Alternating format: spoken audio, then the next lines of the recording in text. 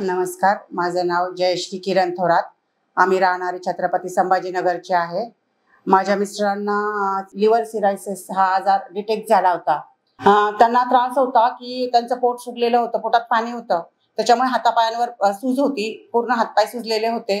त्याच्यानंतर त्यांना रात्री झोप अजिबात येत नव्हती आणि अंगाला पूर्ण खाज यायची त्यांच्या. असे खूप त्यांना चिडचिड व्हायची. मग त्या खाजेमुळे खूप कधी कधी त्यांना कडक संडास व्हायची, त्याच्यातनं रक्त पडायचं.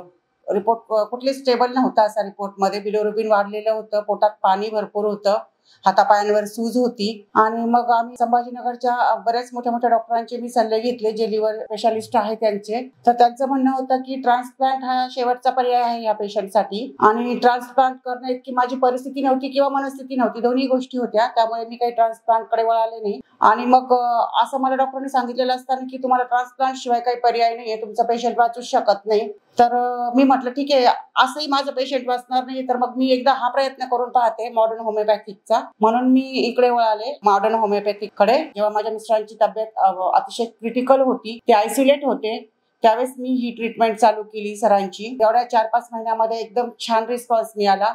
माझ्या मिस्टरांची तब्येत पण एकदम चांगली झाली आहे. म्हणजे आतापर्यंतचे सगळे रिपोर्ट चांगले आले. तिने रात्री आरामशीर ते 11 वाजता झोपतात, सकाळी 5 वाजता उठतात आणि कुठला प्रकारचा त्रास त्यांना राहिलेला नाही आता.